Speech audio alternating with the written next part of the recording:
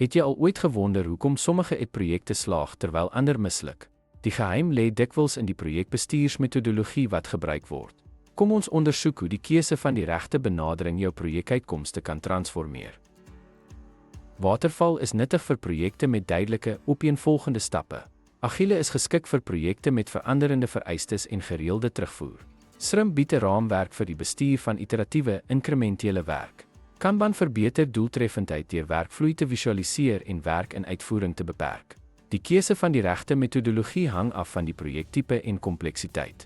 Hibriede benaderings kan metodologieë kombineer vir pasgemaakte projekbehoeftes. Ten slotte, die toepassing van die toepaslike projekbestuursbenadering verseker dat projekte effektief bestuur word. Begrip van verskillende metodologieë stel projekbestuurders in staat om benaderings vir projeksukses te kies en aan te pas. Dankie dat u by ons aangesluit het.